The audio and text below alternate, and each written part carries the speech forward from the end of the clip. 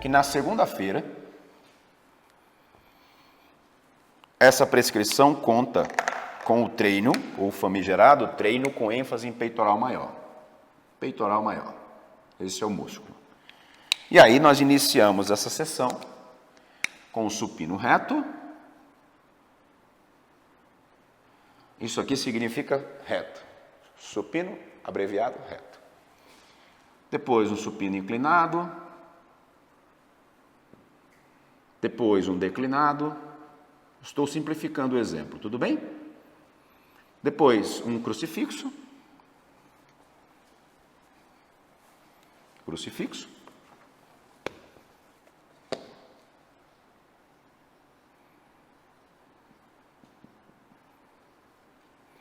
E por fim, um chest press na máquina. Repito, não adotei nenhum critério biomecânico aqui para a seleção de exercícios. É só um exemplo. Imagina que para cada um deles haja a previsão de 3 séries. 3 séries, 3 séries, 3 séries, 3 séries.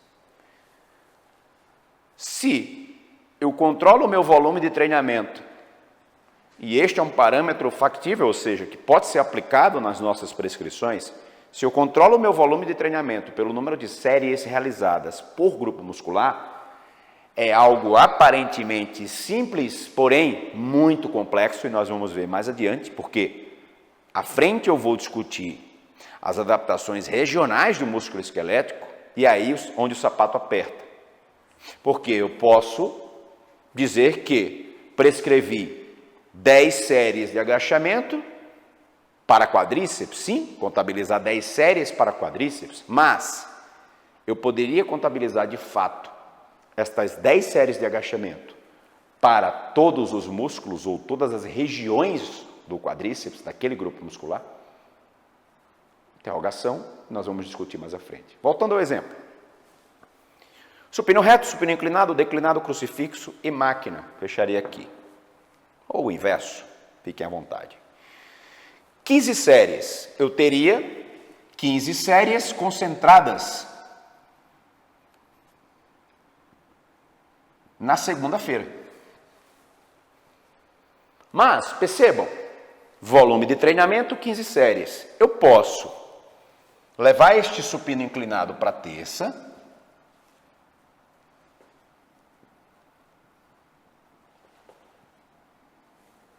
levar este supino declinado para quarta, 3 séries, levar o crucifixo para quinta-feira e levar a máquina, o chest press, inclinado, declinado, reto, enfim, para sexta-feira. Posso ou não posso? E aí, neste outro exemplo, percebam, eu não estou sugerindo, eu estou enfrentando a estratégia para discutir as variáveis ou a manipulação das variáveis do treinamento. Perceba, eu continuaria com o mesmo volume, sim, se eu considero o número de séries realizadas, 3 na segunda, supino reto, 3 na terça, supino inclinado, 3 na quarta, supino declinado, 3 na quinta, crucifixo, 3 na sexta, máquina. Ok, 15 séries. No entanto, há um trabalho, subscrito pelo Zarone e colaboradores, que adotou exatamente esta estratégia.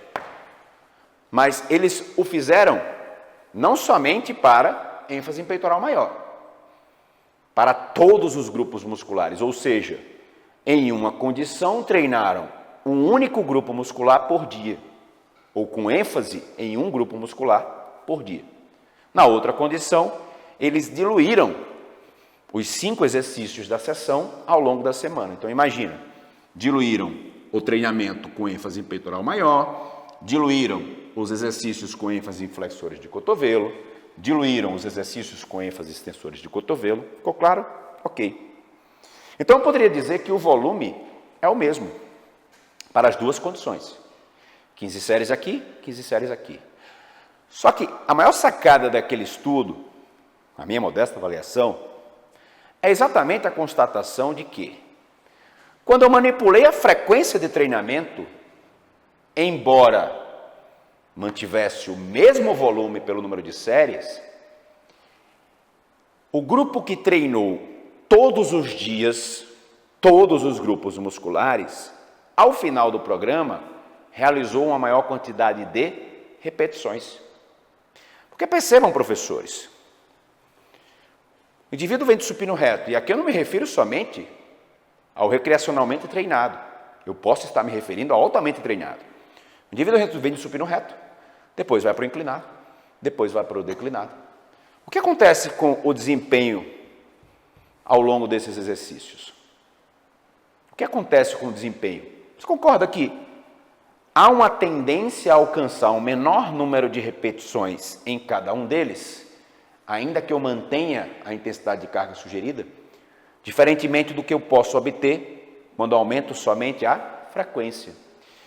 Naquelas recomendações subscritas pelo Brett Schoenfeld e colaboradores, recomendações para maximização de hipertrofia muscular, ali eles consideram indivíduos altamente treinados, ou seja, perfil de atleta. Uma das sugestões, quando os autores se referem à frequência de treinamento, é exatamente essa. Ou seja, considere a utilidade de treinar mais dias na semana grupos musculares prioritários, grupos musculares deficitários.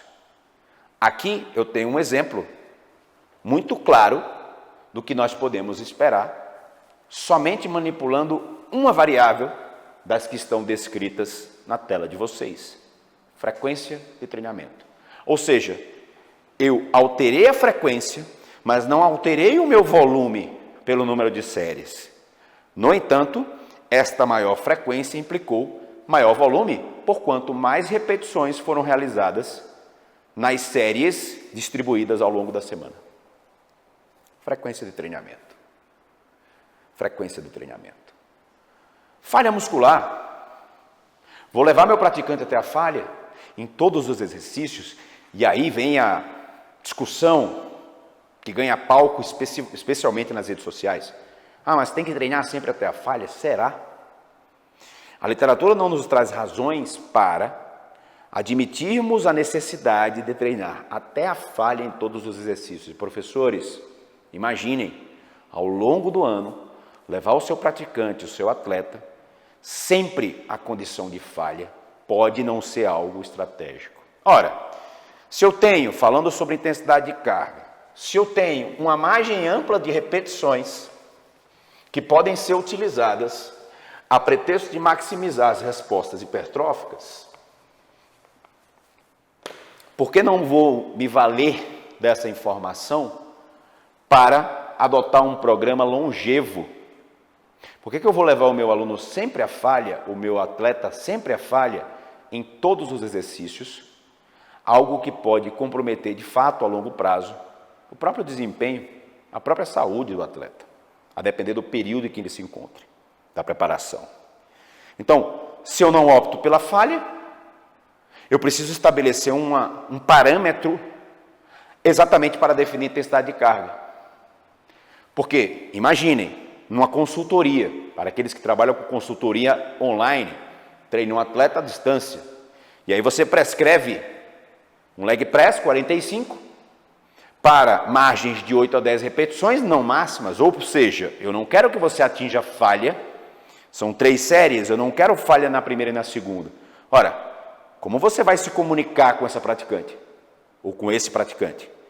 Para dizer que não quer que chegue à falha, eu preciso estabelecer uma margem de repetições, mas uma noção de repetições em reserva. Eu quero que você trabalhe entre 8 e 10, mantendo 2 ou 3 em reserva. O que são 2 ou 3 em reserva? Ora, se desse continuidade àquela série, realizaria mais 2 ou 3 repetições e alcançaria a falha. Atentem para o ancoramento desta variável, ou seja, da escala de repetições em reserva. O que acontece? Você vai lá, está com o seu aluno, seu atleta, e sugere o seguinte para ele: vamos, mais uma vez, para este supino reto, mudar o exercício. Eu quero que você execute ou permaneça nessa margem, nesta janela, nesta zona de repetições entre 8 e 10, mas mantenha, preserve 2 ou 3 em reserva. Claro? Ok. E aí você começa a executar, acompanhar aquele praticante no supino. E aí, eis que ele indica, opa, eu cheguei ao parâmetro que você sugeriu. 2 ou 3 em reserva, porque daqui a 2 ou 3 repetições eu atingirei certamente a falha. O que você vai falar para ele? Continua infeliz. Continua séria. E magicamente, esse praticante atinge a marca de 36 repetições. Ou seja, brincadeiras à parte, ancorem o aluno nas escalas, qualquer que usem, escala de Zourdos, ancorem na noção de repetições em reserva. Uma estratégia interessante para quem trabalha, atende remotamente, é sempre estabelecer os desafios. Olha, eu quero que você filme o exercício para mim, eu quero ver a execução, mas em todas as 3 séries, em todas as 4 séries, eu quero que você mantenha, ou se mantenha, na janela, na margem de repetições. E como é que eu vou fazer com que esse atleta, esse praticante, se mantenha na margem de repetições sugeridas? Manipulando as outras variáveis metodológicas do treinamento. Ora, se eu quero que ela se mantenha entre 8 e 10 aqui, em 4 séries, eis que ela ergue 100 quilos. Mais uma vez, citando o leg press, 100 quilos, 8 a 10, executa, chegou ali na 10ª, manteve 2 em reserva, ok. Se na próxima série, ela executa mais uma vez, ou permanece nessa margem sugerida de repetições, relatando certo conforto, o que você pode manipular? Intervalo de repouso. A própria carga absoluta, nós temos outras variáveis para manipular. A velocidade de execução do movimento. Querem um exemplo de método que prevê a manipulação de algumas variáveis, o engessamento de algumas variáveis e a necessária manipulação de outras? Eu discuti, aliás, eu conversei sobre isso com o próprio Belmiro, que para mim é uma grande referência, para nós, uma grande referência, no que tange a discussão dos métodos avançados de treinamento de força. Nós falávamos sobre o GVT, o German Volume Training, GVT. O que é o GVT? O GVT é caracterizado, é um método avançado de treinamento de força, caracterizado por 10 séries de 10 repetições. Tranquilo? Vocês perceberam, olhando para essa tela, que eu tenho 2 variáveis engessadas? Antes de iniciar o protocolo, eu já sei quantas séries o meu praticante, o meu atleta realizará, quantas repetições em cada série. São 2 variáveis engessadas, sim ou não? Sim. Quando você acerta na carga para um método como este, a primeira série será executada com certa facilidade por ele. Porque o segredo do método é exatamente esse estresse acumulado, série a série. No entanto, mais uma vez, se você acerta na carga, ao passo que a primeira série será executada de maneira razoavelmente fácil, a última, ou na última, ele sequer atingirá as 10 repetições, mantendo a técnica adequada. E o que eu vou manipular, ciente de que tenho 2 variáveis engessadas, o intervalo de repouso. Ora, da primeira para a segunda série, 10 reps. Opa, nem trava a máquina, fica lá. Estamos falando do leg press. Não trava a máquina, fica lá.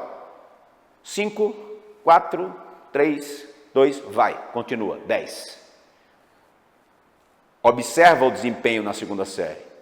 E aqui, o treinador o tempo inteiro vai manipulando o protocolo. Por quê?